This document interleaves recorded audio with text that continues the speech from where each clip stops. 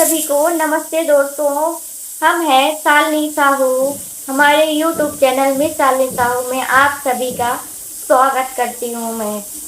तो आप सभी को ललही छठ, हल छठ और छठ जो लोग व्रत रखते हैं, तो इसमें आप लोगों को व्रत रखने से लेकर पारण की विधि, पारण कब करना है और पूजा की सामग्री क्या लगेगी और कब किनको व्रत रखना है, किनको नहीं रखना है, क्या सामग्री वीडियो में होगी क्या नहीं होगी, ये सारी जानकारी इस वीडियो में आप लोगों को मिल जाएगी सब कुछ।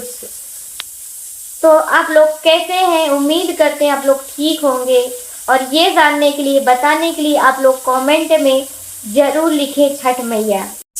हल छठ संबंधित सारी संपूर्ण जानकारी आज इसी वीडियो में आप लोगों को हम बताएंगे। तो जान लीजिएगा सारी पूजा की विधि आप लोगों की पूजा की क्या है और किन चीज़ों का आप लोगों को ध्यान रखना है कि इस व्रत में नहीं करना है आपको। ये संपूर्ण छठ, हल छठ की व्रत की संपूर्ण जानकारी आप लोगों को इस वीडियो में हम शेयर करेंगे। तो ये छठ का व्रत रखते हैं तो मान लीजिए कि जैसे चैत छठ करते हैं और ये भादव छठ है, तो ये भादों की जो छठ रहती है तो ये संपूर्ण सभी व्रत करते हैं। और ये कृष्ण जी के ज्येष्ठ बलराम जी की इनकी पूजा होती है। और हम कांस पूसा जो बोलते हैं और बेर के और छुली की हम पूजा करते हैं इनकी। और श्री कृष्ण के ज्येष्ठ बलराम जी की भी पूजा की जाती है और साथ में हम छठ मैया की भी पूजा करते हैं। हम सबसे पहले जान लेते हैं कि इस साल 2025 में हम ललही छठ का हल छठ का व्रत कब रखेंगे। तो इस तिथि में है, ये गुरुवार को दिन पड़ रहा है और 14 अगस्त को गुरुवार का दिन और 14 अगस्त को आप लोग ललही छठ और हल छठ षष्ठमी आप लोग व्रत रख सकते हैं। जो लोग व्रत करते हैं तो उनको संपूर्ण नियम, सारी जानकारी तो उनको मालूम होगी। और जो लोग नए हैं, जो लोग अभी नए व्रत रखते हैं, तो ये लोग व्रत करें, कैसे क्या करें ये उन लोगों को पता नहीं होगा। तो वो लोग ये वीडियो ध्यान से सुने। नहाएं खाएं और कैसे करें, तो आप लोगों को 14 अगस्त को ललही छठ का आप लोगों को व्रत रखनी है। और 13 तारीख को दिन है, बुधवार का है, तो आप लोग उस दिन नहाए खाएं अच्छे से कर लें। फिर अगले दिन 14 अगस्त को आप लोग व्रत रखें। और इस व्रत में ना कई लोगों को क्या अलग अलग नियम होते हैं, सबके घर के, सबके यहाँ के। तो कई लोग आप लोग देख लीजिएगा कि पूजा के बाद कई लोग ना, व्रत रखने के बाद कई लोग 24 घंटे का व्रत रखते हैं। तो कई लोग हैं ना तो सुबह से लेकर शाम तक का व्रत रखते हैं।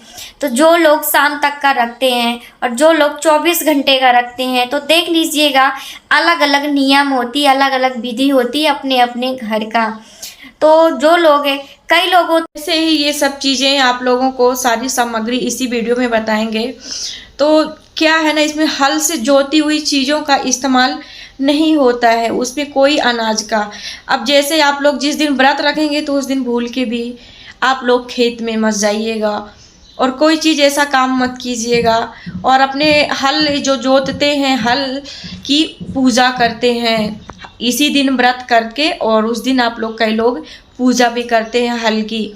तो आप लोग जो पोहरा में ऐसे ही जो उपजाऊ ऑटोमेटिक हो जाता है, उस चीज़ का आप लोग इस्तेमाल करते हैं।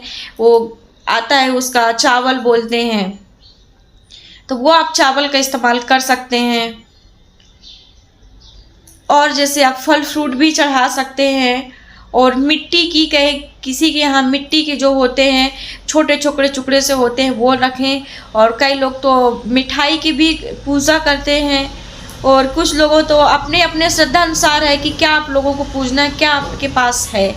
और बांस की जो टोकरी होती हैं उसमें कई करते हैं और 7 प्रकार का रखते हैं उसमें। और दही लगती है उसमें, गाय का कहीं नहीं लगता है घी, और ना दूध लगता है। तो आप लोग हो सके उसमें भैंसी का दूध लगता है और दही भी लगता है और घी भी। तो आप लोग भैंस का ही इस्तेमाल करें, गाय का इस्तेमाल ना करें। इस बात को आप जान लीजिएगा। और पूजा में आप लोगों को बेर और छूला बेर और छूला और कुस्का आप लोगों की इसकी पूजा होगी। फिर बेकायदे से आप लोग उनकी टीका चंदन करके और उनको जल देकर अर्पित कर कर पूजा आरती कर कर आप लोग विधि विधान से आप लोग पूजा कर लीजिएगा। उसके बाद से आपको उनको 7 फेरे लगाने होते हैं और हवन करना होता है। उसमें सबसे महत्वपूर्ण बात है कि महुआ लगता है। अब कुछ लोग हैं कि हम महुआ नहीं मिलता है तो कोई बात नहीं, जितना मिले आप लोग थोड़ा ही मिले थोड़ा ही से ही काम चला लें। और पहले के में तो महुए से ही पारण करते थे, पूजा करने के बाद आप महुआ दही खाते थे, लेकिन अब नहीं मिल पाता इतना, तो कोई बात नहीं, आप कई लोग तो चाय पानी कर लेते हैं और फलाहार कर लेते हैं। मीठे के लिए, जैसे मीठे के लिए अपन चीनी नहीं इस्तेमाल करेंगे, गुड़ नहीं इस्तेमाल करेंगे, तो आप लोग ना महुआ मीठा होता है तो महुए से बनी हुई जो रहती हैं पूड़ी बनाते हैं उनकी, और बेसन की बनाते हैं, तो वो सारी चीज़ की पूजा होती है। तो आप लोग इस बात का ध्यान रखें, गुड़ चीनी बिल्कुल भी इस्तेमाल ना करें और मीठे के लिए आप लोग महुआ इस्तेमाल करें। और जो चावल बताते हैं तो वो चावल आप लोग इस्तेमाल कर सकती हैं, उसमें आप लोग अक्षत के लिए वो चावल लगता है चाहे थोड़ा ही मिले। यदि आपके पास एक संतान है तो आप लोग ना उसमें 7 कुड़वारा जो बोलते हैं, चुपड़ी बोलते हैं, 7 जगह आप लोग रख सकते हैं। दही और महुआ उसके अंदर 7 प्रकार का रहता है तो आप लोग रख सकते हैं। और जिनके तो 7 आप लोग छठ मैया के लिए रखें और 7 इनके लिए रखें, तो आप लोग इस तरह से पूजा कर सकते हैं। और सारी चीज़ आप लोग वहाँ चढ़ा दीजिएगा और जल का फिर अर्घ दे दीजिएगा। वहाँ पे जल अर्घ देने के बाद ही आप लोग कुछ चाय पानी का फिर कर सकते हैं, अन्यथा सुबह से आप लोग पानी भी नहीं पी सकते जब तक पूजा नहीं कर सकते हैं। तो लोग ना आंगन में भी पूजा कर सकते हैं, उसको किसी गमले में रख दीजिएगा। और यदि कच्ची फर्श है तो आप लोग कच्ची फर्श में गाड़ कर, और आप नहीं गड़ सकते हैं, आपके घर में जैसे भाई हैं, आपके पिताजी हैं तो किसी से करवा सकते हैं, लेकिन आप ये काम नहीं कर सकती हैं। तो ध्यान रखिएगा इस बात का कि आंगन में कर सकते हैं या आपके आगे घर की जगह है वहाँ कर सकते हैं। आप अपने आंगन में हो सकता करें तो बेहतर है, वैसे अपने आंगन में ही पूजा की जाती है। जैसे आप लोग पोखरा बना के वो गड्ढा खन के और गड्ढे में सारी चीज़ और सामग्री रहती जो पूरा हल छठ का गाड़ने का रहता है, उसको गाड़ के आप लोग बैठ के और फिर उसको आप लोग बैठ के वही अपने आंगन में पूजा कर सकती हैं। फिर पूजा अर्घ देने के बाद ही आप लोग कुछ ग्रहण कर सकते हैं। वो भी अन्न नहीं खाते, किसी लोग 24 घंटे तक रहते हैं और कोई लोग अपने यहाँ का जो नियम होता है अपने घर के अलग अलग नियम होते हैं। इस व्रत में ना कोई माफ़ी नहीं है, कोई नॉनवेज के बर्ते में आप लोग नहीं बना सकते खाना, इसमें कोई माफ़ी नहीं है कि हम ऐसा कर लें क्या ऐसा हो जाएगा, बिल्कुल नहीं होगा। आप लोग इसमें पूरा श्रृंगार कीजिएगा और आपको नए ही वस्त्र लगेंगे, इसमें कोई नहीं चलेगा कि पहना रखा है क्या रखा है। आप लोगों को एकदम कोरा ही वस्त्र चाहिए और कोरा ही कपड़ा पहने, क्योंकि इसमें छठ माता और अपने संतान के लिए आप लोग व्रत करते हैं। तो हमारे यहाँ तो ऐसा व्रत करते हैं जिनके यहाँ पुत्र होता है वही लोग ये व्रत को करते हैं, और जिनकी कन्याएं होती हैं, लड़कियां होती हैं, वो लोग हमारे यहाँ व्रत नहीं करते हैं। जिनके लड़के होते हैं ये सिर्फ वही लोग व्रत रखते हैं। और इस व्रत में तो इस खास बात ये है कि इस बात का ध्यान रखें, छठ मैया के वस्त्र जरूर चढ़ाएं, सारा श्रृंगार करवाएं, और एक लाल कलर का आप लोग छठ मैया का आपके पास हो तो उसको उड़ा दीजिएगा, फिर पूजा कीजिएगा। फिर सारी सामग्री वहीं बैठ के आप लोग पूजा कीजिएगा, सारी चीज़ विधि विधान से, क्योंकि इस छठ मैया का कोई सा भी व्रत हो माफ़ी नहीं मिल सकती है, इसमें कोई गलती नहीं होनी चाहिए, क्योंकि अपने संतान के लिए व्रत रखते हैं, छठ मैया का व्रत रखते हैं।